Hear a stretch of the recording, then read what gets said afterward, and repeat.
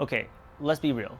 We always talk about like, hey, what should a politician do? Like, reach out to your politician. But what can you do? What can you do right now? What you can do right now is make sure that your school has a few of these things going on. And one of those things is that you got to be buzzed in. All doors are locked. The reason why this man got in there is because the back door was unlocked. There is so many different ways that you can secure a building. Everyone does it. Hotels do it. Depending on the gas station. Some gas stations do it at nighttime. The only way to get in is to be buzzed in or have a key fob or anything like that. It is harder to get in the gym at my apartment complex than it is to get into that school. And when someone hits a buzzer, you can see that person and then you can click the buzzer. Nobody enters and exits the door without approval. And guess what? When it comes to the times to move classes or go, like it's recess or anything like that, guess what? You can unlock all the doors. Boom. And it's not like the big schools aren't getting this attention. It's the small schools too. They're so forgotten in little places around the US. So like there are some schools out there in New York that there's no way to get inside of it unless you get buzzed in.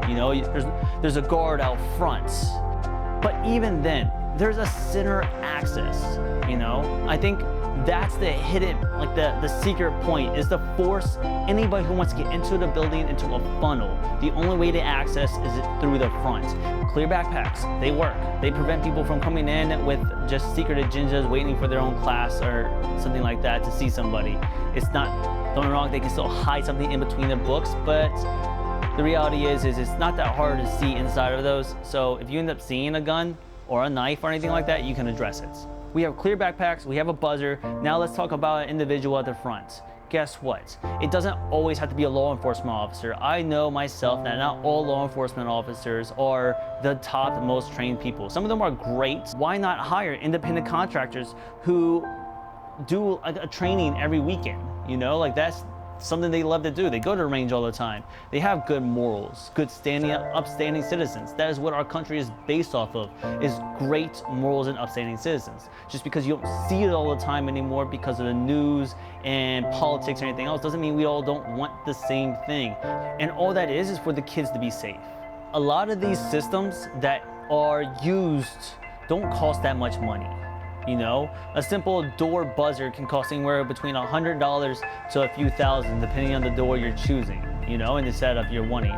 But if you think about it, we're giving out billions of dollars to other countries, millions of dollars of our own to nonprofits in this country, that where the CEOs get like $15 million a year. You're telling me right now that we can't afford a system like that in our own country for our children, for the future of our livelihood. Those kids could have been rocket scientists. They could have been entrepreneurs. They could have developed something that would have, stopped global warming, but we didn't protect them. A friend of mine by the name Joe Phillips made a movie, and I really liked the plot of the movie. And what it is we always tell everybody that somebody needs to do something. Somebody needs to do something. But aren't you somebody? Can't you do something? Think about that.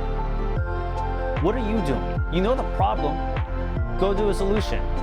I just named a few. I'm pretty sure you know your local community, you know your own institutions more than I do.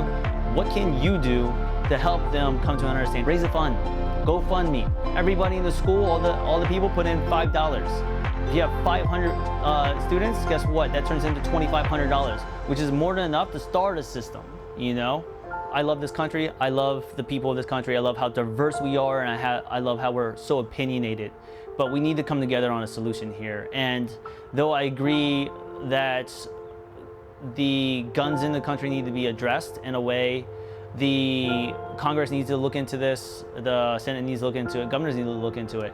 But the reality is you can do something today. Will you?